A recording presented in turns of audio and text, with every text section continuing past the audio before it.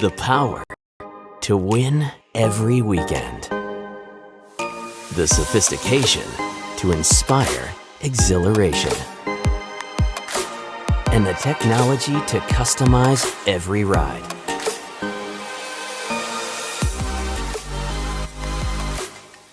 Packaged to create a luxury ride like no other.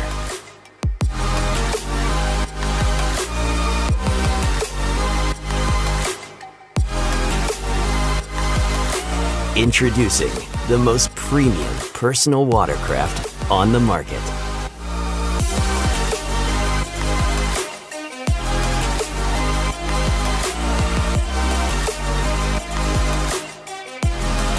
The 2021 FX Series from Yamaha.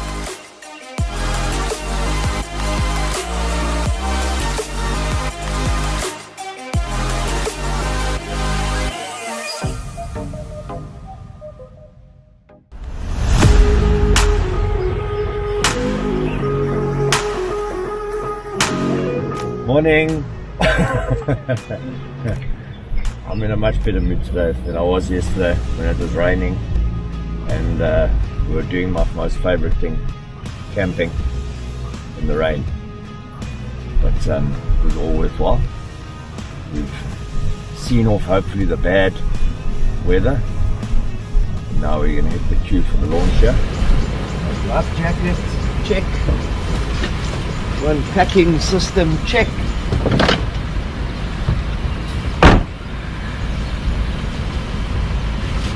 And gloves, check. Check, how's this color coding? How's this? Look at it. Can't even tell the jacket from my fingers. Game plan today? Well, it would have been to be on a kayak, but my cameraman, my editor, my boss, Cameron, camera boss, he said no, I need to be on the boat. This is my first time fishing in Cape Vidal and I'm very excited. I was holding back a bit because I was a bit nervous for the launch, but then I just said to myself, always say yes to new adventures and gonna go for it. And I'm hoping to catch a good game fish like a kuta or a tuna or maybe hopefully a prodigal son. So yeah, let's just see what the day holds and yes to new adventures. We'll probably play it as we see what's happening out on the water. If there's bait and there's fish around nearby, well then we just fish close, because then you don't need to go far because the fish are here. So yeah, hopefully there's fish right here and then we can get some good action, get some good footage, and then hopefully I can get on the kayak this afternoon. I'll have to ask Cam's permission though, of course. Okay, thank you.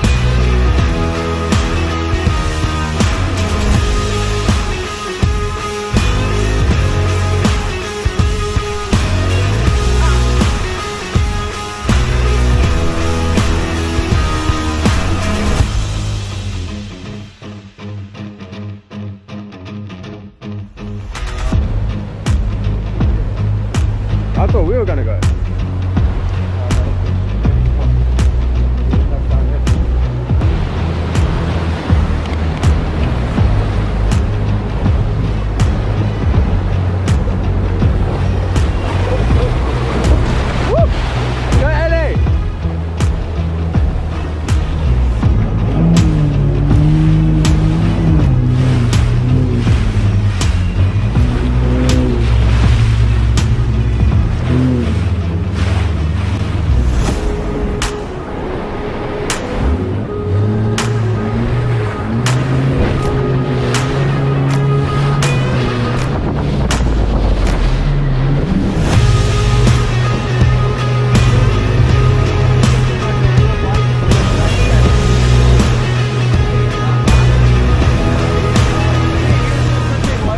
Well done, BK.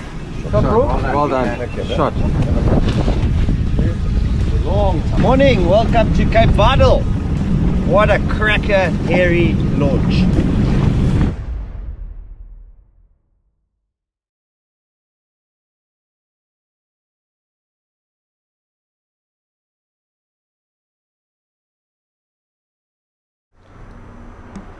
Evening guys, welcome to the Go Fish bi-weekly wrap now. Yeah, Bowie. We're down here at Race Tech Yamaha. Shay, how's it? Terrible twins. Thanks for having in us. the grey. Laurel and Hardy. Kirk decided to be the same Easy on outfit as the me, twins, because easy on the twins. Easy on the twins. except for the pants Yeah. Wouldn't get up. and the Crocs. Yeah. Don't get up to show those either. Yeah, it's great to be back here, Shay. No, Thanks it's for always having us. welcome to all. Love Lekker to have you. New backdrop. Makes us feel like diving straight in there. Put us in the mood a little bit. Eh? Not enough of a shore break, eh? Yeah, no, it seems just right. Not Seven Baby. We're supposed to be in Ponto at the moment with the Race Tech comp, but Yeah, true this story. is definitely reminding us of that. Eh? Well, I think we'll chat a little bit about that just now when we've dried our eyes a bit. Yeah. But yeah, for tonight we're gonna chat about a couple of things.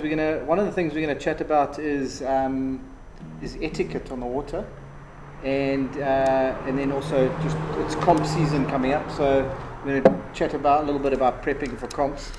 But yeah, etiquette on the water. The reason is there's just been a few not incidents lately, but just a few things that have happened that I think guys just need a few reminders of what needs to sort of what should happen out on the water and what's expected of you. But we'll get into that just now.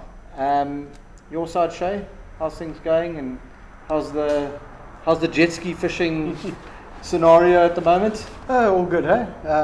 It's like it's a bit of a seasonal game. This is obviously our high time.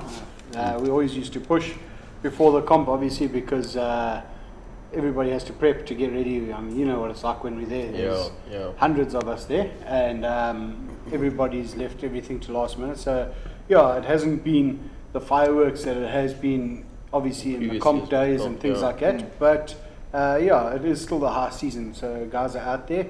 And it's good to see the guys, good to see a lot of old faces that are coming through. There can still be some improvement. I've got a lot of guys are leaving their skis obviously until last minute, until they've actually broken things in that, instead of doing preventative maintenance. But yeah, we're out to help the guys wherever we can. I think that's something we'll probably chat a bit about comp prep as well. Yeah. And that's we're going to chat about comp tactics and things, but also obviously your craft management and preparation is also key before you get ready for. It's comp season coming up now. We were just looking at the diary the other day, and it's like season. starting to fill up. It's not only comp season; it's season. It's high season. You're in March, in the beginning of March. It's.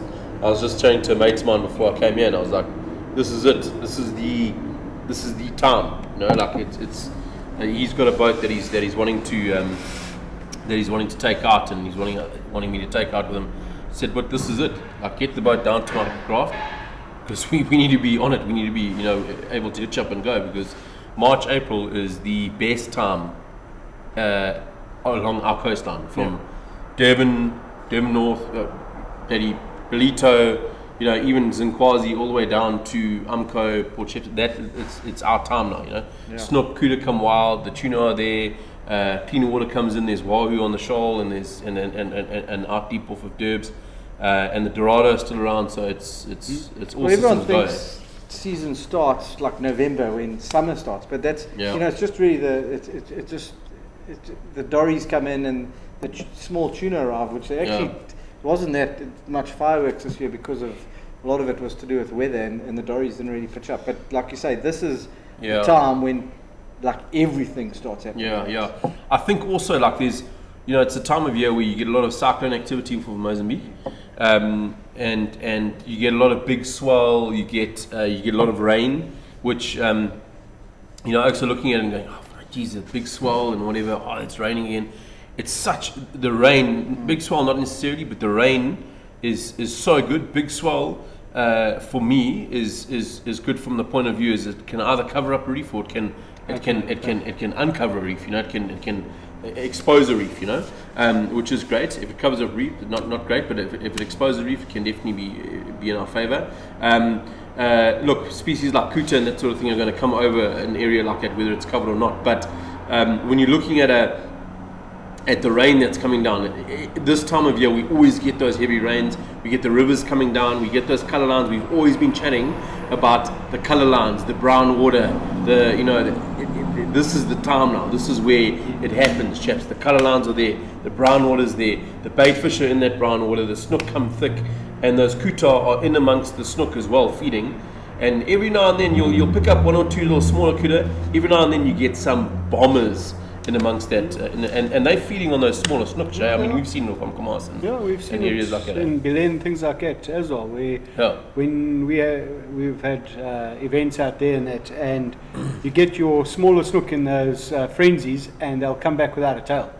And that's the big kuta eating. I mean, when I'm talking smaller snook, there we're talking a 4 kilo snook as a small snook. We're getting 7 to 9 kilo on the big side there. And as I say, when you get that 4 kilo or the smaller ones in, or as you're fighting them, all of a sudden he loses propulsion and his tail's gone. And it's one thing, it's the kuta that are actually smoking it.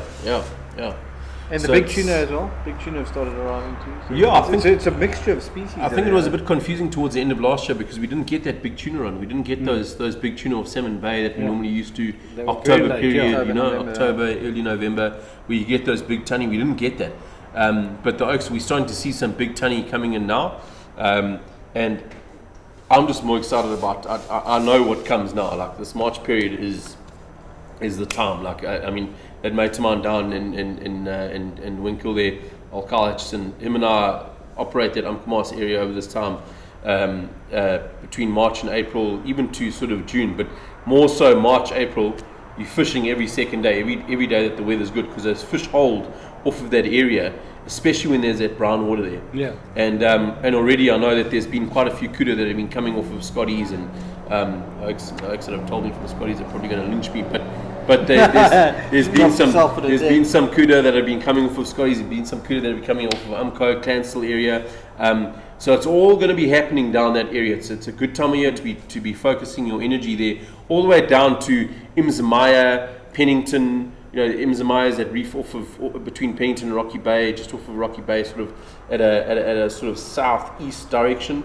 You'll hit Imzamaya, and then you've got Pennington and that, all those spots all the way down south. Ilfracombe, Ifafa, there's some really good Sizela. All those reefs are going to be full up. But then it all happens up north as well. It's like it's so well spread. It's very well spread. But I just think this time it's exciting, man. I can't wait to get out in the water. We've got a few. If we can switch to the screen here, we're going to show a few catches from the last few weeks. We're going to start with our Byron there. That was from that Sinkwazi clinic we had. That was a nice fish that was on the quieter day, wasn't it? Well, no, that was the Sunday that he got that. Him and Braden got into some fish there. I think the story behind a fish like this is that this time of year is it's strange, eh? So you can't really predict when those fish are going to chow, especially those bigger fish, and this is going to happen between now and May, June, July period, when those bigger kudu are going to be moving through. But when you're looking at now this time of year, March, end of March, moving into April, especially in an area like Zinkwazi, Westbrook, those sort of areas that hold those kuda and hold bigger kuda, that are renowned for holding bigger kuda, you don't really know when the right time is to get off the water. And in all honesty, like for me, if you can secure a day's fishing, that's good. And you can say, right, hey, I'm not going to come off the water. I'm just going to have a decent day out with the mates. Have a pretty couple of beverages, park off on the boat, have a good day out. 100%. But just enjoy yourself on the boat and take a full day, because I can guarantee you now, some of those big kuda, I mean, you said it. That's exactly what happened time. On that Sunday. Some of those big kuda, they chow. I mean, that kuda, I think of Byron's chow at maybe 11 o'clock or something like that. And we also were getting kuda late, big kuda. We're still getting pulls in 2 o'clock, 1 o'clock, 2 o'clock in the day, where you don't expect to get anything. Those kuda just come on. They just all of a sudden switch on and they chow. That day at Zinkwazi, we got out there. We were on the water quite early. Almost straight away, you got into that kuta that you thought was a shark. Remember? Yeah. And then you got taxed right at the boat. Yeah. And then it quietened off a little bit, and then it kind of crocker clock kicked off when we had to get off. Yeah. And those guys got into those fish. We'll go through their fish now, and then then Byron and Braden got into those cuta, and then just as they're about to get off the water at about 12 o'clock, the snook went absolutely ballistic on that line, and they got stuck into the snook. And so that was just sticking out. That's that water we've been talking about, and sort of been raving about sort of the last couple of months that we have been looking forward to. So you get that off color, almost like a brown water that pulls in from the rivers and that sort of thing. It's a dirty brown water, but even when it's chocolate brown, it can still happen. If you've got that brown water off an area, whether it's brown, whether it's like a sort of greeny brown water, if you've got that dirtier water, that brown water that's hanging off an area, at one stage during the day, something is going to happen. I don't care what anyone says. If you are near a river mouth and you've got that brown water hanging off zinxes, there's a couple of spots near that they've got river mouths that have come out there. There's Mvoti that's quite close there. All those Nanoti there as well. All those river mouths that are there. At some stage during the day, I feel that if you've got that brown water, there is something that's going to happen there, because those bait fish come in there, they congregate in that brown water, they're looking for some cover, some shelter. And if a game fish is coming past, if some snook are coming past, if some kudo coming past, tuna, they are going to be zoning in on those fish, and they can check those things in the brown water. The brown water generally suspends only a meter or two above the salt water, and below that it's generally clean. And I tell you what, chaps, it's the best time of year. This is the best time of year at the moment here. It's exciting. You got to be on the water to get the fish. You got to be on the water. You got to be on the water. You put in the hours. Put in the hours. Put in the hours. You're going to get the trophy fish. You're going to be prepped, and that's what we'll talk about. We'll talk about prepping for comp, but it's also about prepping just for general fishing as well. Let's go back to those pictures. Sorted it out here. We'll just go through a couple of catches that have been in the last few weeks. You're going to switch us over there, Cam? Okay, so that was Byron's cuta there, and then Ellie got into a couple of bombers. That was about 29 odd kilos. It nearly got the 30 kg mark. Did he take his shirt off for the photo? Yeah. Never done that in my life. He's been working out. And then Kev didn't take his shirt on for the photo. Kev's pipped the 30 kg mark. That is a proper. 34.6. Yeah, 34. You know, when you see that bottom sickle coming out like that, you know, hey, it's a that was that was his PB. Yeah. This was one of about 50 photos that have floated around. So you had a few. Obviously, it's posing quite nicely. If I remember correctly, 6 came out. Yeah, it was a good run. And I think the smallest was 26 on the day. Ellie and Kev were fishing a bit together, and then when Ellie went on again, Kev filmed them with some quite funny commentary. I don't think it's for kids' consumption. And then this was a 45. This was in Durban. This was off Durban, 45, yeah. But they were fishing out deep with lures. They were very deep. They got a couple of small ones in between, yeah. That was on a pulsator skirt. They were pulling for. I think they might have been pulling for. They were pulling for big tuna and marlin. They were out deep out. And there's old Jeremy. That was on the day at Jeremy Guild in. That was on our clinic at Zinkwazi. There's old Warwick. Yes, we've never seen such an enthusiastic lighter. Warwick Neve, what a legend. What a legend. He was chasing the fish all weekend, and shame he lost a few cuta. He caught a little hammerhead about this size, which he thought was a cuta at first, but he lost loads. And then we gave him all our bait, and then he got the one cuta was right under the boat. He reckons it was 40 kg plus, but I mean. Anyway, then fortunately for him, he was with Byron when they got into the snook, and I think he got 4 snook and he lost 4, so he had an absolute blast, and he loved it. It's so awesome to see lighties like this getting into the sport and loving it so much. And there's the boys, Mark and Porky. They partied hard and fished hard. You know, Porky got charred on the foot with his cuta there.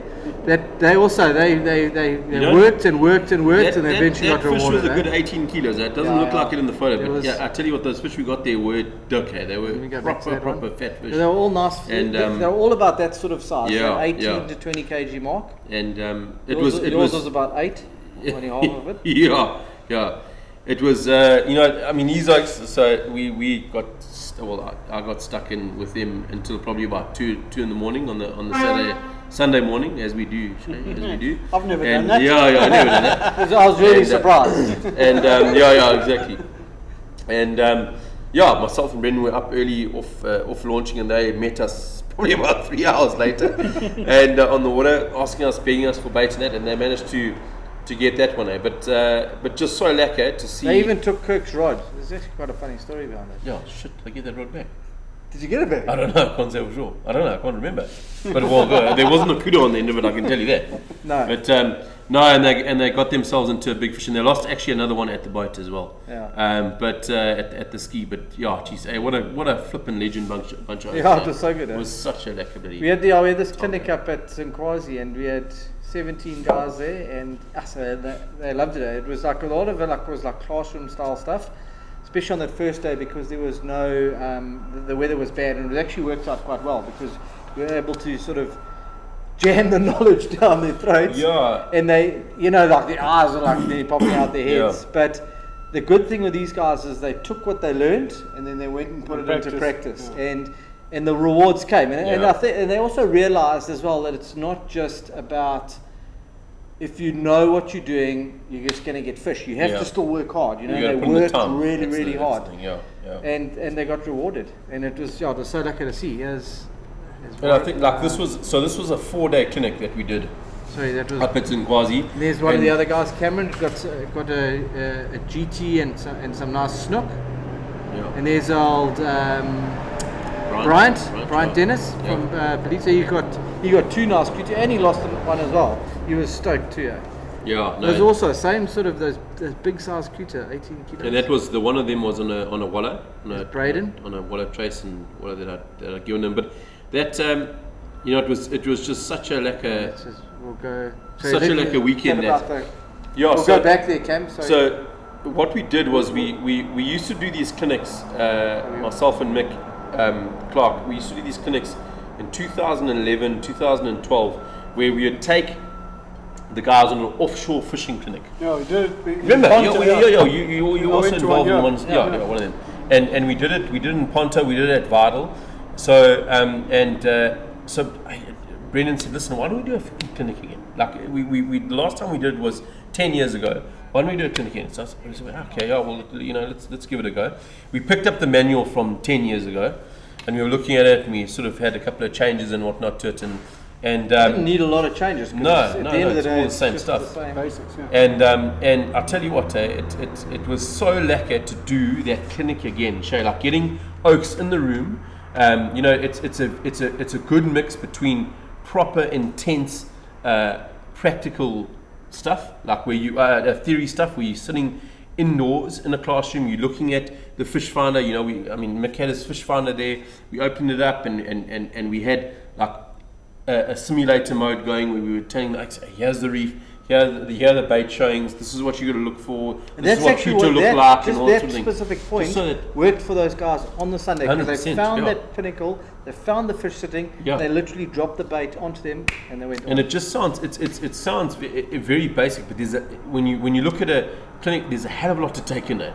And the Oaks left there, they're like, geez, hang on, Oaks, we actually can't take any more in. We hadn't even dived into the basics, or like the tip of electronics. We sort of gave them the basics, and I tell you what, and it produced. I mean, we did a clinic, I think it was for Ian Thompson, and we did a clinic in Vidal. It was in 2011, 2012. Now this is coming from an Oak that's never fished before. He's maybe fished off a charter and whatnot, never fished on his own. Came to the 2012 jet ski fishing comp, and I think he placed top 5 in that comp. And it just shows it can fast track your fishing so quickly, because that's how I learned. I fished with Oaks that knew what they were doing. I was fortunate enough to fish and be on the water often with guys that knew what they're doing. Just being pointed in the right direction. 100%. Not like someone like Keith Hockley, where he's fishing with choco cutlets for snook cake. That didn't happen. But no, so I mean, you pointed in the right direction, you're getting the right advice, and it fast tracks you. Those 4 days can fast track your fishing. The stuff that you learn in those 4 days, honestly, is like stuff that it would take if you are a regular fisherman that can fish maybe once, twice a week. It'll take you 5-6 years to learn that stuff. But also, it's also the guys like some of them had fished quite a bit, but they hadn't fished off jet skis. So it was just that transition, and that just helped them on that transition to fishing off a jet ski, because it is very different, you know. Yeah, 100%. But it's also the offshore, basics. Yeah, it's the whole offshore scenario. So whether you were jet ski, kayak, or ski boat, it was just a great clinic to do. The basics are all the basics of the all the same. of the clinic were just the basics. And we had so. I was there, so I was sort of off of a kayak, jet ski, or ski boat. I fished for all of them. Byron's more for ski boat and a jet ski. Ali specifically just off of a jet ski. So we had all those oaks there, and Mick obviously that's fished off a jet ski and a kayak. We had all those oaks there that knew, that could cover all those sort of spheres. And it was just lucky to get all the oaks there, all the oaks together. And Saturday night we had a bit of a let loose there because school was the last 3 days. Oaks needed a bit of a break. And then those guys who didn't make it on the Sunday were regretting it. Yeah, 100%. Yeah. Okay, shall we just quickly go through some more of the catches for the last couple of weeks? It's good to see Kirk was so excited about the clinic. Good. It was lekker. It was good fun. No, it was really, really good. It felt like almost like a little mini comp. It did, 100%. There's another bomber tuna that came out of Salmon Bay. That's Kiana, eh? Yeah. Really? No, not Okay.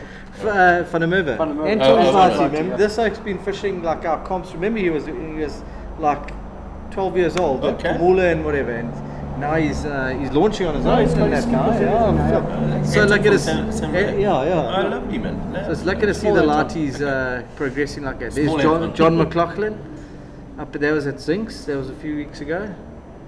Jamie. It's not a sunrise picture. That was off the shore actually. That's Dave Hancock's brother. Jeep is really off the shore. Yeah. Sure. There's a big dory. Gus. That's Gus. Yes, yeah. There's a big one there off Salmon Bay. Dylan Rahi. And then that one was also off Derbs. Yeah, I'm off not sure of Derbs, the yeah, guy's for name. sure. That was the one where they tricked him a bit, eh? Yeah. It was 27. Yeah, They it's said 32. 25 some Yeah, change. I but think, yeah, so, that was I think But they off pulled on the- Schloti. That was on yeah. Schloti. They pulled on the thing with the first picture, and it went viral quickly, and then the others had to backpedal a bit on the groups and say, "Oops, sorry," because those are very quick to post Yeah, things without flip. checking. Hey, that It is was a about half-foot 25 kilos, I think. That head. There's France. Don't skip so fast past the kudu. jeepers. Let's have another look there. Check it. Zoom in there. Check out that thing. Where do you Check zoom out. That's in the left-hand corner of that pic. That's an 18-year-old girl. Check out. If that's an 18-year-old Yeah, girl, that's a somebody problem, needs to lose If a bit you of look weight, at the but- size of this section, Compared to the size of this I'm section, yeah. 180 kilos. I'm 180 kilos. Look at that. Midsection, you see how fat that kutu is compared to that. Yeah, I'm 2.5 meters in girth. Check how big that kudu is. Okay, let's get out of there before you chase all the readers, the viewers away. We did. We thought it was a shark. We thought it was a shark fighting all the way off, until flipping- The shark was holding on his until the tail. shark came and charred off And him. then the shark came and grazed it, yeah. I think that's it. I think my kudu grazed the shark. But just to a couple of the guys that have tuned in here. Hey, then I got a Sadie. And Ben got Sally, yeah. Lovely Sally as well, yeah. That was down rigged on a dead mackerel on a 7 ounce. Yeah, While we're yeah. fishing for kuta. And Ben, nice Sally. You actually hooked I into another one. nearly as well. got two. Second one, yeah. Kirk was bleak about But Leanne Reid, good to see you. She's saying hello, Bali. I don't know who she's relating to, yeah, because must be you two. I'm the only young one here. But Robin Williams, good to have you. I thought you had died, Cuzzy, but good to have you back here. Brad Douglas, good to have you on the feed here. Opie, Rian Lowe, how's it, Yokes? Good to see you sober. He was involved in the Saturday night antics. Excuse me, we had two gate crashes that came. Yeah, exactly. And then they went and tried to get into their houses in Quasi and woke up. Hope you're paying for your dinner wherever you are. Yeah. Alan Shepherd, Robin Williams, and I don't need to mention that last week. Gareth Arnold, well done, Cuzzy. Yeah, well. But yeah. Okay, so etiquette on the water. This has been a bit of a touchy subject because there've been a few moments where guys have got a little bit angry with each other and whatever launch sites and on the water, but and often it's actually justified. And the one thing that brought it to my attention a couple of weeks ago was at Salmon Bay. I'm not sure who it was launching. I think it might have been a guy called Charles Hayter. I think maybe it was Charles. I might be, correct me if I'm wrong. But basically he was pushed in and there was a surfer sitting in the zone. Yeah. And he actually almost paddled across closer to where Charles was and just bobbed around. And the guys on the beach were shouting at this guy to move out the way. And he just carried on there. And Charles fortunately moved sort of in towards the surfer and then saw the gap and moved away. But if that guy had just decided to catch a wave or had been washed a little bit closer, he'd been right in the zone. Yeah. And when you're on a boat, you've got nowhere to go. If you're a non-motorized craft, at Lita. if you're a non-motorized craft, which is a surfer on a surfboard or a kayak fisherman, you need to stay out of the way of motorized craft. And this is the kind of thing that actually causes animosity between, for example, kayak fishermen and jet ski fishermen and boats and kayakers. I'd say the majority of kayakers or the kayak fishermen that have some respect and the guys that belong to clubs generally will abide by it. But then you get guys who just, all they want to do is grab their ski and push in, first in, and they go to a place like, we'll use Salmon Bay as an example. I've seen it there a couple of times. But that is a registered launch site. Kayakers can launch anywhere on the coast. So if you're a kayaker and you're wanting to go launch at a launch site, you can. But have some respect for the guys in the boats. When they're wanting to push in, they need you out the way. Yeah. They need to have full control of where they are going to be going. They don't need someone bobbing around in front of them. They're going to have to move out of your way, which it shouldn't be the case. Yeah. So, you know, if you want to be able to keep using, well, it's not that you can't use the facilities, but if you don't want shit to kick off, have some respect. Yeah, You know? I mean- And it all goes both ways. Obviously, there's incidents out on the water that we'll cover as well. But just when it comes to launch sites, if you're a kayaker, just have a look around, chat to the guys. Generally, most oaks, they're fishermen. Most oaks will get on. They get on with each other. They'll tell you what's been happening, and just say to the guys on the boat, "Are you guys going? Are you going in 10 minutes? Yeah. No, we're not. Cool. Do you mind if I push in? Okay. And away you go. All it takes, a bit of You know, communication. just a bit of courtesy and communication, and that saves a lot of rash and 100%. irritation. You know. And you wanna say something? No, I've seen it at salmon before. Obviously, I haven't been on the water for a while, but when I used to fish salmon a lot, especially when the tuna were running, things like that. As a jet skier, boat, whatever, we have to choose our break. Kayakers do as well. Yeah. I know that. Yeah. But It's a lot more forgiving for kayakers. it is. But also, a kayaker will make his call, and he can't get through the surf as quick as the next can. 100%. And let's say that call's a little bit out. Now you've got 3 kayakers that jump in the water and go. You've got one strong paddler, he's out. The other 2, one is halfway through the surf zone, the other is battling here at mid-break, and the sea turns flat. I now can't launch. Or the guy, because on the safety side, because obviously I'm a safety officer as well, I won't launch when there's somebody in the surf zone. Yeah. 100%. And unfortunately, this also comes down to the etiquette thing again as well. There are jet skiers and also boaters that will say stuff that I'm going to go. Yeah. And that's when just the wrong thing, wrong wave, wrong time, and it's somebody over a kayaker or somebody over You're a not looking at surfer, it things like that. You're not looking at a craft, you're looking at a human life. No, exactly. So, as I say, I always make the call to hold back again, but it's then the frustration. So now, when you do get into the water, your rev limiter is on already. So now you're the murin, you're going to hit a wave harder than you need to because you're in the wrong space. And then you get out there to for argument's sake, the wreck there. And the first thing you're going to do, you're going to go and swear it or something like that.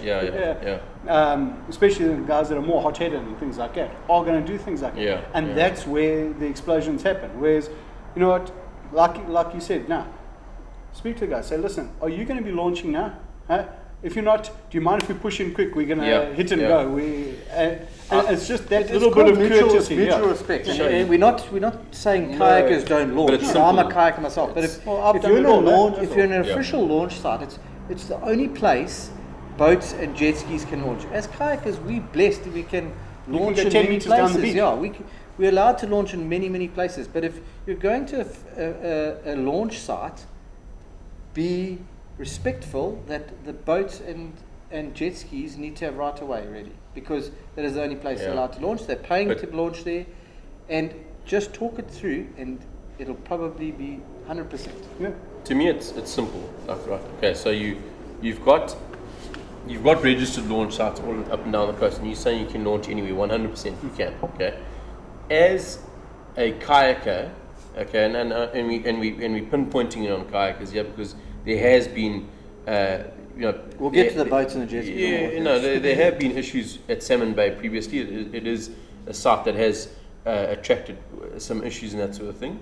Whoever's in the wrong, we're not going to go into that. But with regards to the kayaking fraternity, and this is something that where I'm actually on your guys, I'm on your side with regards to this. Okay, is that if you are a kayaker and you're launching at a registered launch site, you haven't paid the membership to be there. You haven't paid the tractor to pull you onto the beach. You haven't paid to use that launch site for that day. You haven't paid for the water to wash your ski. So if you are not happy, or you think that you could cause an issue with regards to that launch site on that specific day, go and launch somewhere else. Okay? The bottom line is that you are launching at a registered launch site, and this is the trick that you've got to realize now. You're launching at a registered launch site. If you stuff up and you start pissing oaks off at that launch site, those are the first oaks to call SAMHSA and say kayaks need to be regulated, and that's the stuff up. So now you're sitting there and you're going, problems for everyone. Yeah, stuff these oaks. Ski boaters think they have the right to way. Jet skis think that. It's not about that, oaks. Your oaks you're launching by a registered launch site. If you don't want that shit, go and launch further down. Go and launch in an area where there's no ski boat club. You can do what you want. There's no issues there. Because in all the years that I've launched kayaks, and I launched kayaks long before I got onto any motorized ski, and that is where this started happening. That was a problem. But I was an athlete, Kazi, back in the day when I was launching off the kayaks. How many years have you had? No, yeah, quite a few. But I was an athlete when I was launching off kayaks and that sort of thing. And we launched all up and down the coastline. We've launched Sinkwazi off of kayaks. We've launched Belito off of kayaks. We've launched Westbrook. We've launched freaking everywhere. Any launch site that you can probably think of. Shit, this is years ago. No, we've launched kayaks there, all the way down the south coast to Zela, all that sort of thing. Ifafa, Ulfkum, Hibberdine, whatever. And I've never had issues with the ski boat oaks or any of the members there. Never, ever. Yeah, because I get down there and I go, and you know what the funny thing is that the members that are there actually find it amusing to see, and it's not amusing, it's they're rooting for you to get out because they know how hard it is. They respect what you're doing on a kayak. They know that you've got 2 horsepowers, Kazi, in your left and in your right, and that's what you use to get out past the freaking backline. You know, so that when you say to them, okay, listen, hey Oaks, like you're the third launch on the beach that morning. You've been there since 4 o'clock in the morning, 3:30 in the morning. There's 2 boats ahead of you, and you go, hey, but you know, I've been here since I was the 3rd oak to get on the beach. Do you mind if I launch just ahead of the 4th ski boat? I can guarantee 90% of the oaks will go 100%, Drew. Go for it. Let's go. And the oaks on the beach are going to go, hey, go. You don't hear it because you're in the kayak. But go. Oh shit, there's a back wave. Oh, go. You know, the oaks are rooting you on. If you're a good oak, just don't be a dick. Be a good oak. You're welcome at. You're welcome at launch sites. You're welcome. But just pay your respects. You know, 100%. And be respectful to the guys who they're limited in many ways because that's the only place they can launch, and also, you know, a kayak is much more forgiving. If you come off on your kayak, you wash back on the beach, you dust yourself off, and you go again. If your boat to your jet ski overturns, it's big crap. You tow it back to the insurance company. 100%. And if you get to a launch site and you start asking questions and that sort of thing about the launch and where to launch, oaks are most of them are all safety orientated. they'll all go there and they'll help you and they'll say, right, hey, launch here, don't go that side, there's bricks, you're going to get into trouble here. At the end of the day, we're all anglers, Yeah. and we've all got the same thing in mind. It's just a small fraction of facets of ruining it anglers for- that mess it up for everyone and just creates a vibe that actually is Just the totally amount of unnecessary. fiberglass Yeah. underneath us, it's different. Yeah, exactly. That's all it is. And getting back to what you said just now, and the water issue as well, like the facilities at a club. If you're at a club, and we use Salmon Bay as well because it's a good example.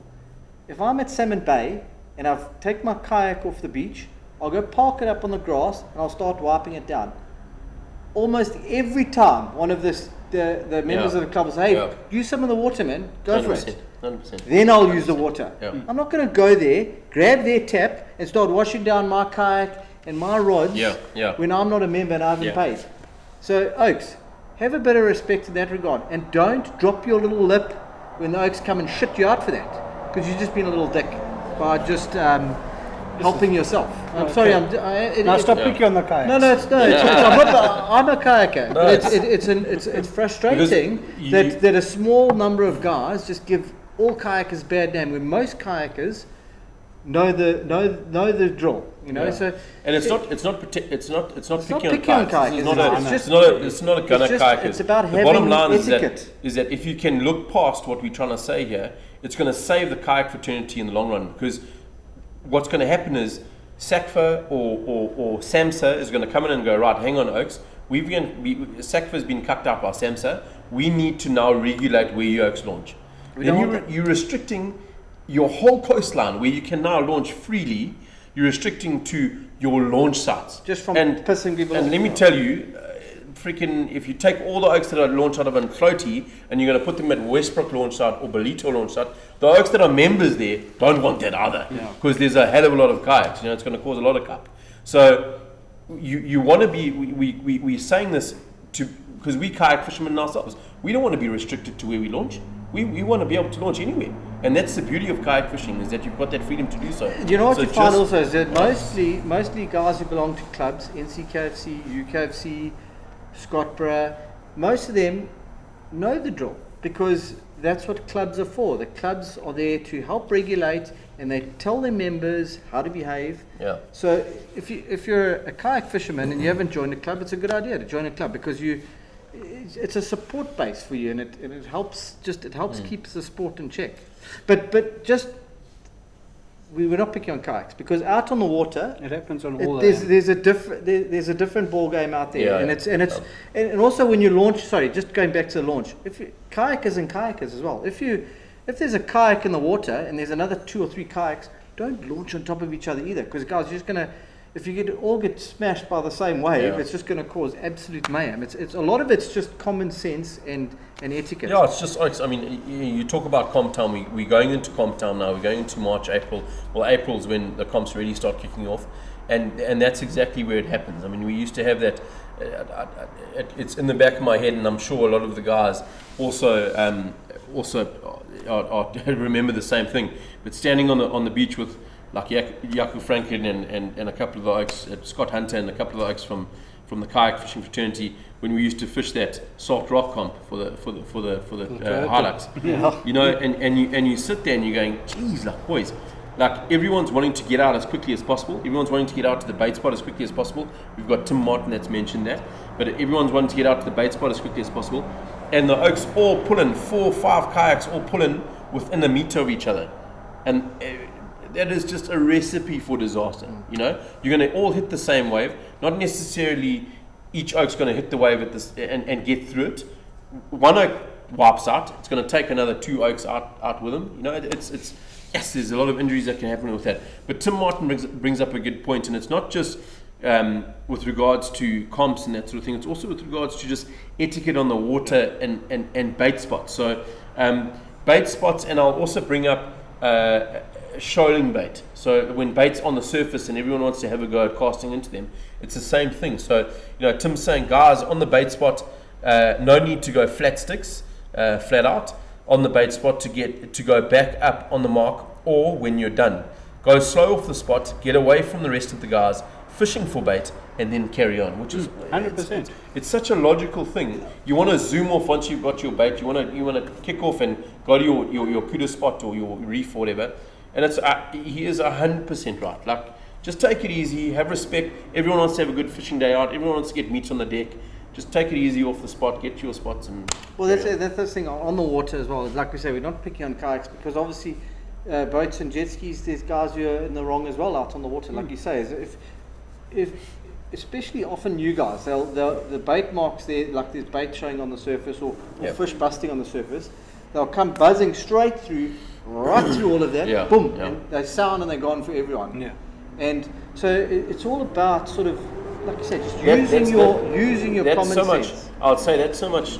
It's not necessarily common knowledge that, because a guy that doesn't necessarily fish often thinks that, oh geez, like there's bait on the surface, there's fish smashing, I need to get one of them. The best thing is to go straight through them, you know. So that's not necessarily common knowledge, and I'm wrong in also saying that. So it's more just, you've got to know. Like we're telling you now, you sit on the outside of that bait ball, sit on the outside of that bait mark. Once you've got your bait, start off slowly, off you go. If you've got a bait ball that's up on the surface, fish are smashing, sit on the outside of that within casting distance, kill your motors, because anything like that, motor noise or anything like that, can make that bait ball sound. And it happens now. Now's the time when it happens, where you've got that brown water, you've got that discoloured water off of Umco all the way up and down the coast, where you're going to get those bait balls that are coming up in that discoloured water, in that brown water, and you've got to know to get up to that bait ball, switch your motors off, get within casting distance, switch your motors off, and cast into that bait ball. Because once you start going through that bait ball sounds and it's gone. And if it can be gone for the rest of the day. This time of year that's what happens. Those bait balls come wild, and just everyone needs to get into. Everyone can get into a fish. There's plenty of bait that's there that can hold those game fish, and everyone is able to get into fish. I mean, we've sat there. Oh, geez, it was about a month ago when we were fishing with Umco, and one of those bait balls came out. I think there were probably about 8 or 9 boats that were sitting there, but everyone held their diameter sort of around their circle around the bait, and they were casting into the bait ball. Everyone was getting good fish. Everyone got good fish. Not one that came through and straight through the bait ball and stuff with them. Everyone got good fish. So as long as there's fish holding on that bait ball, you're gonna have a jaw. And just out on the waters, it's all about respect for your fellow anglers, really. I mean, whether it's a kayaker coming up to another kayak, or a jet ski coming up to a kayak or boat, vice versa. If a guy's on a fish, don't come scooting in right on top of him because you think there's going to be more fish around. Yeah, maybe there will be, but they get into the sort of broader area. Don't come right on top of where the oak's line is, and his line's going to run across your line or under your craft and cut them off. Just got to be aware. Just be aware. Don't get over exuberant and over excitable. And often, like kayakers as well, as a kayaker, you often have the boats come buzzing past you like really close. Guys, when you're on a little craft like that, you don't need it coming around, pushing right past you, pushing his wake all over you. Maybe you think it's funny, I don't know, but we don't find it so funny. So it's especially you of short stature. I mean, but at the end of the day, hey, wake good charge. It shouldn't be about oaks pissing each other off on the water, because we're all in the game together. Exactly. You know? And there's a lot of guys who fish off all craft. I mean, I love fishing off all of them. So it's all about respect and etiquette on the water, and it's. I mean, for some people, unfortunately, it's not possible. There's always those oaks. You know what, you're going to get it. Those oaks who are on the water or off the water, they just got no manners. But you know, a lot of guys, it's just mistakes they make, and also from an angler's point of view, who, like, if I'm sitting there and an oak comes past on his boat buzzing past, you don't have to get peed off the whole time, because he might actually not really mean it. You know? So. It's just about thinking. When you're on the water, I know you did on purpose. If I come past you fast, it's definitely on purpose. I want to see what a gnome looks like when it swims. Talking about etiquette, Kirk didn't even excuse himself from the table to go to the toilet. Too many beers. I think in terms of etiquette, I think that sort of covers it. It's basic good manners, really, and be a gentleman. Simple as that. And everyone will get on. generally. Prepping for comps. Okay, it's comp season now. So with comp season upon us, it's vital. If you're going to enter a comp, it's vital to be prepped for it. You can't go in there blind. You can't go into a comp and just decide on the morning, right, I'm just going to go to Amshloti because I think things are happening there. You're going for big prizes, you're going for biggest fish, what could be a species comp. You need to do your research first. You need to see what's been holding where. You see all the guys who win these comps, they're on the water fishing the week before. Yeah. And a lot of guys say, oh, don't go and Kill your don't karma kill your karma the week before. But there's a reason those guys get out there, is they want to see what's happening and they want to see what other guys are doing as well. You talk like that. There's a guy placed high in, I'm not going to mention names because obviously some people don't want everyone to know their secrets and things like that. But like in that poncho comp, there's a guy that placed high a good couple of times. I think he won it once or twice, I'm not sure. And he would go up for a week or two before. And he would actually go and dive. I know exactly you know who I'm talking about. Small guy, but anyway. Brilliant. Yeah. Brilliant strategy. You won't mind because he won't mind you mentioning because he hasn't fished in a long time. Clive. Yeah, he goes out there and he's not the smallest of guys either. Huh? No, and especially for a jet ski. He used to fish over VX 1100 as well. Yeah. And he would go out there without a stick, and his whole strategy was go and check every reef, check what it's holding, but more importantly, check what bait fish it's holding. Not check what fish it's holding, because if you know what bait fish are there, you know what's going to eat the bait fish. So you know what eats fusiliers, you know what eats mackerel, things like that. And that's how he would place his strategy, because it's always a species comp. Now in a comp like that, that's obviously the right strategy, because now you need to know what different species are going to frequent what different reefs. And there's nothing wrong with doing that. I mean, and how did he do? It worked for him. No, you always placed, eh? And he's Clive's a student of the game, of fishing. When we went to his house the one time, he's got notebooks. Fishing, he takes notes. Unreal, every time he catches a fish, he makes a note of what it was doing, what the weather was like, everything he studies. So a lot of prep. Goes into it. I mean, look at guys like Marcus and Adam Waits and that. They divers as well. They spearos. Yeah. They spend a lot of time under the water, and that's why they're good anglers on top of the water, because they know what under. the fish are doing on certain reefs and stuff. So we're not saying go and jump in the dive water, every. It's not going to be possible to go dive every reef, but do a bit of pre-planning. Check what's happening on social media. Do a bit of fishing beforehand.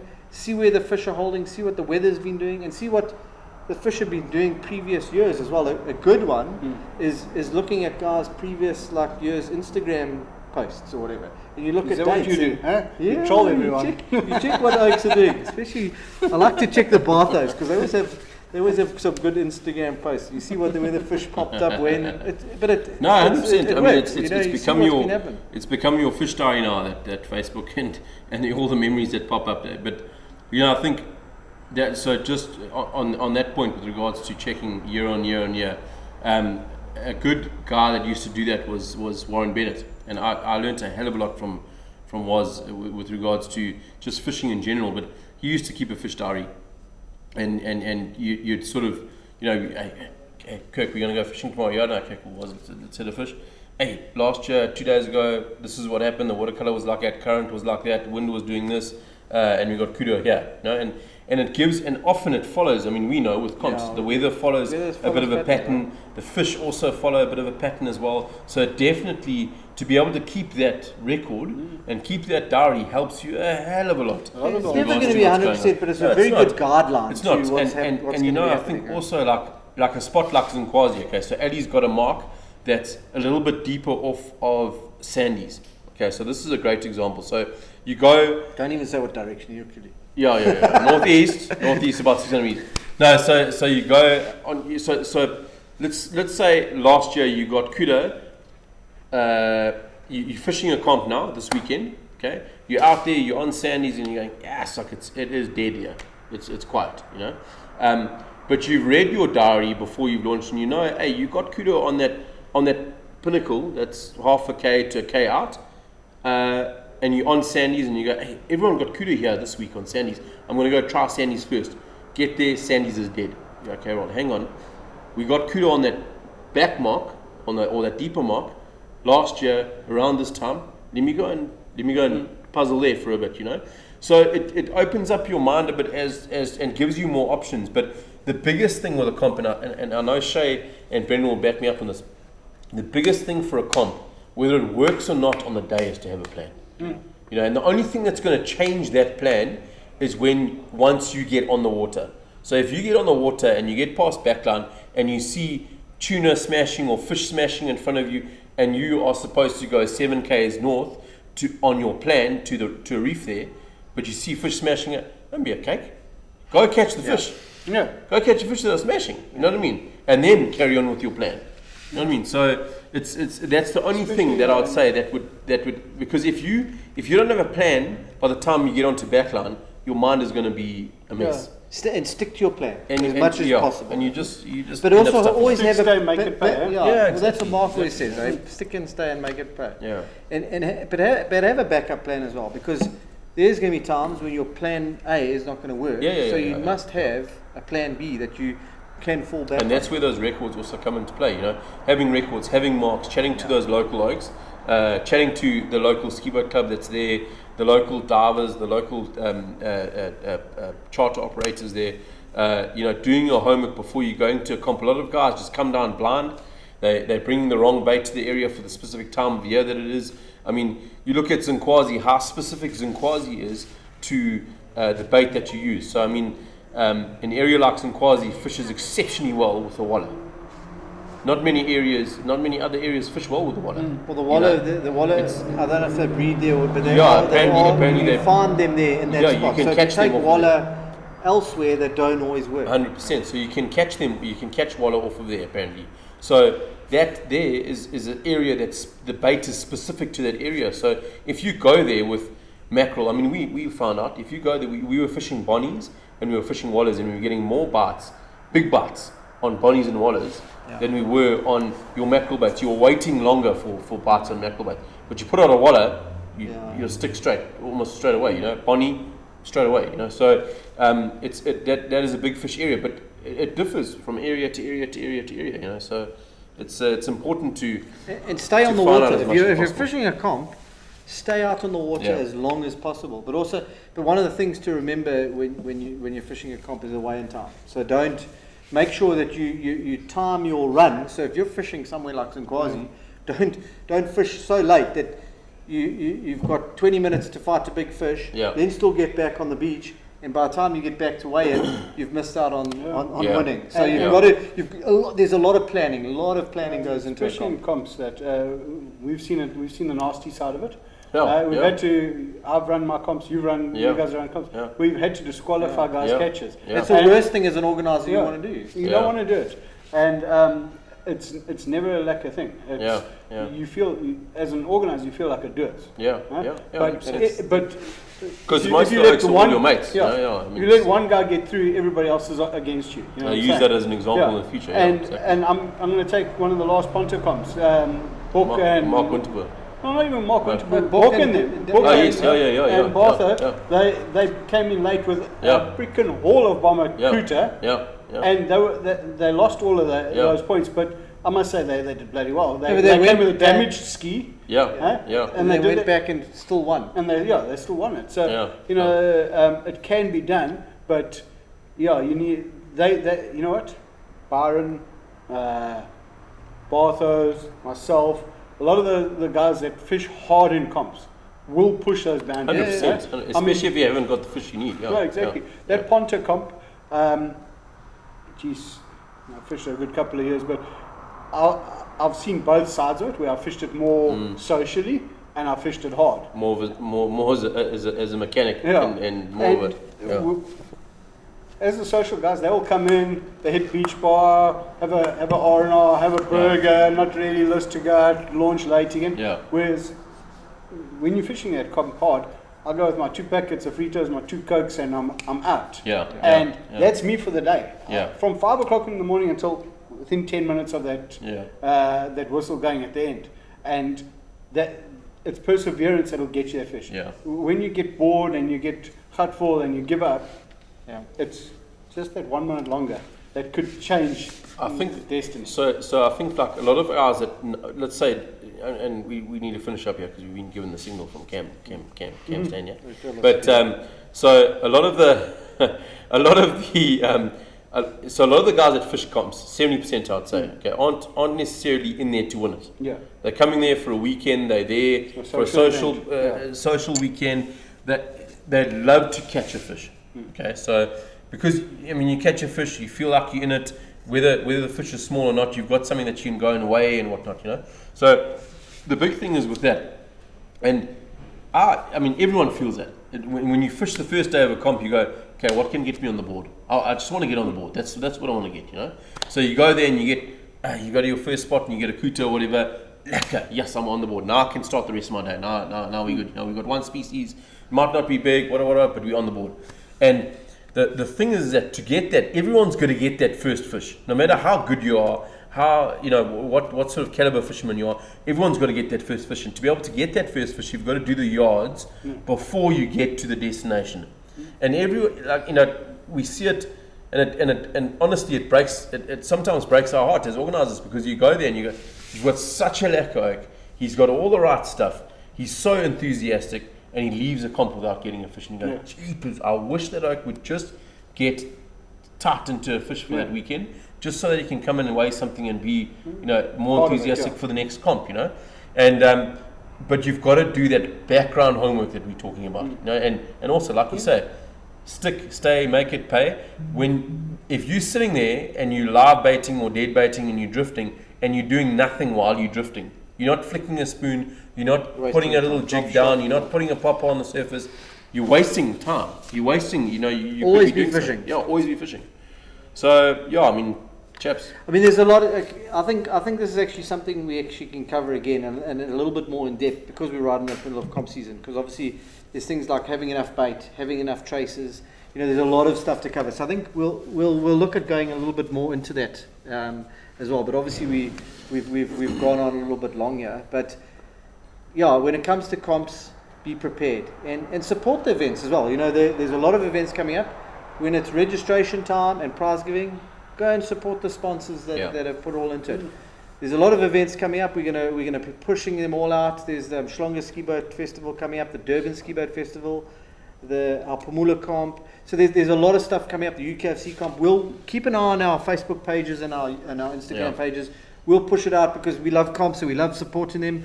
And it's a great vibe. We might be doing a couple of invitational comps as well, where we're just sort of having a very low. Oh, you got to invite Cam, but where we're doing sort of low amount of entries, but it's an invitational type scene, and also we're going to be doing more clinics, guys. The biggest thing I think that we realize is the social aspect of comps is where, you know, just meeting the oaks, seeing the oaks again, and sort of having the social atmosphere that we had at this last comp, even though it was 20 oaks. Watch our Facebook page and Instagram. It was magic. It's very social. Kirk talks and talks. Yeah, it was magic. I hate to be here. But, chaps, no, it's definitely going to happen this year. Stay tuned. We're going to get into a couple of products here quickly. We just need to go over a few products quick. Cam goes cut. Anyway, these have come out in the last year, and we found them as game changers there up at Zinkwazi. I think banana chin weights from Pulsator. Yeah. I don't know if you can. I think the thing you need to mention here, Brendan, is that with regards to Go Fish, and from the very beginning in 2008 when it was started, the thing we were massive on with regards to products is that we never ever punted products that were cuck. Yeah. So because at the end of the day, it's our credibility that goes down the tubes. And you know, we go and punt a lure and whatnot, and the lure's terrible and it doesn't catch fish. You phone us and go, hey, Brendan, what's going on here? Why? You know, not necessarily any lure that Brendan gets, he generally doesn't catch fish on, so don't use him as a test. But honestly, guys, this thing here has worked really, really well for us compared to a normal chin weight. And I'll tell you how it's different. Is that your normal chin weight is either a ball at the bottom of a bait, or it's not tapered like this one is, and this gives it just that extra sort of roll and that the bait Holds needs. that bait in place. It holds it in place, but generally what a bait swimmer does is that if it's a ball or if it's that sort of long chin weight that hangs off like that it's just straight, it's a ball and to a sort of straight piece of lead, that bait swims straight. Now, when a game fish comes along and it checks this bait that's just like stationary like that, that doesn't look normal, you know. It doesn't look natural. So what this does is it just gives it a little bit of extra roll. Ideally, when you're putting a flash, roll and as it's rolling, it's flashing. Ideally, when you're putting a dead bait in the water, you actually don't want any chin weight on it because you want it to look as natural as possible and you want it to sort of move in the water and move with the current and that sort of thing. But unfortunately, sometimes and often they spin, especially when there's current or wind or whatnot. And you start. So we start off with like a 1/2 ounce chin weight, and then we'll move to a 3/4 ounce chin weight, and then we'll move to a 1 ounce chin weight, and then you've got a couple of traces that are made up with these banana chin weights. And I tell you what, these things they've really put. They've put fish on the deck. These banana chin weights, and they've been a revelation for the dead baiting scene. And they come in a number of different sizes as well. Yeah. So you can use them for the bigger baits or smaller baits. So I think they come from a 1/2 ounce, if I'm not mistaken, all the way through to is it a 1 or 2? I think it's a 2 ounce, eh? 2 ounce, I think is the biggest. But that'll cover you from red eyes to your big bonnies, and that. So yeah, guys, definitely something to get in your box, especially now as we're going into Kuda season, proper Kuda season. Now, we've been waiting to get our hands on this. Mike Pereira thinks he's going to be back tomorrow. Yeah, we haven't tested this. He thought it was going on the water with us. He was very reluctant to check. No. That's the new. That's the Dawa BG MQ. So the old BG is not being discontinued. This is just the top of the range. This is taking the place of the Saltist, I think, if I'm not mistaken. And it's a beautiful reel. It's BG. A lot of guys think BG stands for black gold, but it's not. BG stands for big game. Bloody good, big game. I learned that today. It's got more seals than Dyer Island, making it extremely water resistant. No, you're not. Don't say Robben Island. The larger gears for increased torque, power, durability, and smoothness. MQ or monocoque. Is a one-piece aluminium body, lightweight and incredibly strong.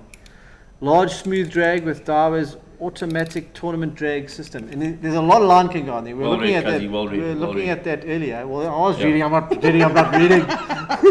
But like we said, we haven't tested this reel out. Has it hit the market yet, Ben? It is, yeah. That was on the shelves there at Kingfisher. And I'll tell you what, and I'm so glad to see this because they've got that. They've got the handle here, which is more elongated. This is this is the handle that's generally on the Saltist. It's the latest Saltist that came out. I'm not too sure if it's on that BG. I think it's on the BG as well. It's on the old BG. But what they've done is they've upgraded this reel with the power handle, which I'm so glad to see because that should have been done, in my opinion, a year or two ago. Because everyone's putting power handles on their reels for good reason. It's just a lot more comfortable. It's great to sort of fight a fish, especially on offshore craft, with that power handle. This here just gives you a bit more leverage on the fish, the elongated handle, a lot more torque when you're winding in, and it increases obviously your ratio when you're winding that fish in. But this has got a 5.7 to 1 ratio. It's a 14,000 size reel.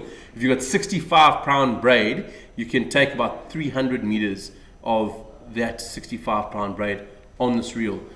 And the nice thing is it's not a massive profile. I mean, we were just talking about it before we started shades. Lightweight as well. I mean, this looks like a 6,000, maybe 8,000 size reel. It's a 14,000 size spool on this, and you can take 300 meters of 65 pound braid, which is beautiful because you pop this on a rod. It's going to weight it so nicely. It's not a heavy reel. I think it's perfect for like jet skis and kayaks because of the seal, the mag seal. it's not waterproof, but it's very water resistant. You know. Yeah. So I mean, those BGs are bulletproof, and I expect this to be. So the bulletproof mag as seal well, system isn't new to Daiwa. It's not new to a lot of the other sort of brand reels that are on the market. But this is. But there's not a lot of joins. This is on a here. more You see, pimped up version of that mag seal solid drag. body, yeah. Just two Like Brendan screws, says, it's there's one two solid screws body here. on this, yeah. You know, the less sort of screws and the less sort of joins there are on the reel, the less the salt water can get in and affect it. And they're well priced. They're starting from, I think, between 4,200 and 4,800, depending on the size, like up to the 20,000 size. That's for a reel like that. That's a good price. I mean, and I mean that air bale as well. It's sort of midway. Like I prefer a little bit of a thicker air bale, but when I actually look at this close up, it's between that sort of thin air bale and not sort of too robust air bale to this sort of thicker air. It's actually quite a nice air bale. The rotor you can see is solid. I think that rotor is off. I think the Catalinas came out with this air bale, this rotor, and I think they've got it on. One of the other. Really, not on the BG. The BG's got a similar air bale, but this is properly solid. You can see, and that affects when you're getting into a big fish. You don't realize it, but when that line is coming off of your runner here, it puts pressure on that air bale and actually pulls that air bale in, that rotor in, and it's a big difference. Makes a big difference, especially when you're targeting big fish like GTs and doggies and that sort of thing. Because that's going to be dropped into my friggin' bag because you don't know what guys, so they're on the shelves. If we get 10 sales from that tomorrow, Mark says he'll give that to me. No, they're on the shelves, so pop down to Kingfisher and have a look. So from Racetech side, there's a lot of products that Shay and the guys obviously offer here at Racetech. This is a VHF radio that they offer. Shay, I mean, you can tell us more. This has become now standard. Yeah, so this is just one of the ones that we use. Apologies Obviously, we use a couple of different products, but one of the reasons we like this one is it's a very small profile. So we managed to fit it in most of the skis glove box. So it's out of the way of the water, things like that. It's where you need it, and it doesn't take up a hell of a lot. In your FX 1800 range, from the 2012 on, it actually gets flush mounted onto the back, so you lose maybe 15 mils of your cubby space. So it's into the back there. It has become law. This is not us punting it to try and get bucks out and things like that. If you've got a Cat D vessel, and if you got away without doing a radio in your ski this year, you were very lucky. It has become law. If you guys need any assistance with that, obviously we do them. We obviously bring in very short antennas. I didn't bring one down here. You'll fit them all here as well. Yeah, we fit them everything. And as I say, we bring in two different antennas that we bring. The one is a Pacific antenna, the other one's in Banton. So unfortunately I don't have one here with me now. I can maybe go and grab one. But the Pacific is a 450mm aerial, so we often standing fighting fish around our craft. So we can't have this 2 meter freaking antenna in the way. So that Pacific it's like a flexible rubber one, so it's quite nice. If you do hit it with a line, it moves out of the way. And then we also do the Banton stubby, which we've been battling to get at the moment, but that's only about 250 mil. So they're very short profile. You know what? We have to look at space, obviously, on skis. So that's the way we do it. I've seen guys with, and I'm not trying to diss other guys' products and how they fit things, but I've seen guys with those big aerials fitted to the inside of their tubbies, and I actually had one here that I had to repair. The guys drilled through the tubby, obviously for the wire to go into the antenna, and then straight through the tubby, straight through the hull. No seal, 20 more hole there, and now when you're traveling, all that is, it's pumping water in, and then running through the inside. So a lot of guys have asked us, hey, can't we fit them into the tubby, into the little tackle box that we have on the tubby, because it's actually a radio cover. People say, hey, listen, can we fit it there? No, that's there for storage. There's a reason we don't fit electronics to the outside, because the tubbies are detachable first of all. If you want your tubbies to stay on permanently, yes, we can make some sort of solution like that. But the whole idea with latch on tubbies is you've got the best of both worlds. You want to go to the dam and take them off and play, latch them off and you go. Yeah. If you've got wiring going through there, it's just a dog show. It's not going to work. And then, as I say, the second thing is it's more holes through the craft and water ingress, things like that. So 100%. yes, there are guys that will say they can do it. From us as what we do, rather don't. Stick it into your nose hatch if you want and lean over if you don't want it in your cubby or whatever, but in the tubbies is a no-go from my side, yeah.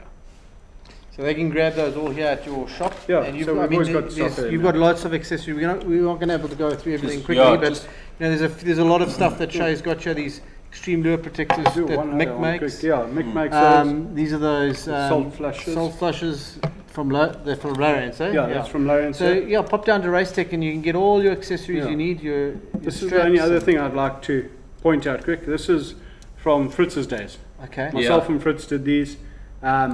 Those Yeah, it's a we nice- replaced. yeah. So as I say, you're going to see that there. It's 2 hooks. When you on the beach, it's onto your ski, onto your trailer, 3 Easy, clicks, easy. and you're on the water or you're on the road.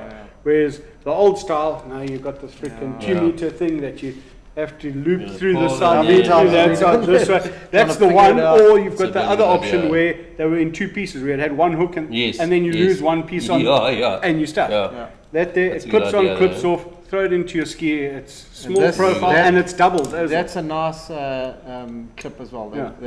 They So, yeah. nice and easy to use. And yeah, they're not badly priced, and you know what? It just makes life a lot easier on and off. And when you want to get going, it's Yeah. the thing you need. We've got an active sport, and the guys when they're on it, when the fish are busting, they want to get on and off quickly. You don't want to have to sit and do the Just- old school thing, eh? Just before, 100%. That's a great product that Shay had, And from Fritz and yourself, there's definitely 2 good minds working together. Unfortunately, Fritz he's left the. He's back left the into jet ski. fishing, eh? Is he? He's He's fishing, fishing, yeah. He's doing a bit of what's it, light Light tackle, spinning, yeah, spinning. yeah. and he's doing quite well Lovely, at it, yeah. But just before we say goodbye, guys. Just a couple of guys: Steve Carroll, Ryan Antle. How's it to both of you guys? Ryan, the king of the sea, which we feel is probably the best comp from a social point of view and just prizes and event wise. The Sapphire King of the Sea, which happens at Pumula Beach Hotel, is happening on the weekend of the 20th of May. 20th to 22nd of May. And guys, I'll tell you what, that is a phenomenal comp. I mean, it is our event, but it's honestly, I mean, we've been doing it for 11 years. The family vibe around that event is just insane. You guys can bring love doing the it. wives. Yeah, we do. And you can bring the wives, you can bring the kids. You don't see the kids for the weekend. The wife is happy. She's having cocktails and having massages and whatnot. And you're able to fish and just enjoy your time there down at Pumula. So it is an incredible comp. So we'll be having them on the weekend, the 20th of May. And then Milan has also brought up a good point here. Milan's a very accomplished kayaker off the north coast. He enjoys his fishing and that. And he's also saying that just when you are coming into beach, the same applies. So, you know, paddle up to a we boat didn't or actually paddle up to a mention jet that, skier and ask them if they're also looking to beach at the same time. Ask them if they have radiated into the into the tower, into the ski boat club there, to find out if there are any surfers or any bathers in the bathing area, and where sort of would be the best sort of position to line yourself up to be able to come in, so you're not endangering anyone. So very good point there. And it's from only at Milan. launch sites, guys. It's only at official launch sites. Everywhere 100%, else, you're okay. 100%. You know? So yeah, guys, but I think that's Yeah, just we'll wrap it up now. But just obviously follow our Facebook page, our Instagram pages for updates on comps and what's happening. And our YouTube episodes, we've got our latest, the Cape Vital series is still running there. We've also got a WhatsApp number. I'll just read it out, but we'll put it on the Facebook page as well. It's 067 226 3417. We don't take calls on there. It's just for WhatsApps. So you can send through any questions. You can send through fishing pics, and we'll pick it up there and we'll pop it onto shows when we can. We'll start advertising that number more and how we can, what we can use it for. We'll probably run a few little comps and things as well. But Shay, shot for having us. Cool. Pleasure, So mate. we chatted for a bit No, longer it was today. great. It was good. good. Lekker, man. Shot, man. yeah, like Thanks for having us, welcome, and yeah, guys, pop down and see Shay at Race Tech and get yourself sorted out for the season. It's not And porn, huh? yeah, put that thing back in the box, Yeah, please. this I'm thing got- responsible for it. You. Cheers, guys. Thanks. Cheers, chaps. Have a good one.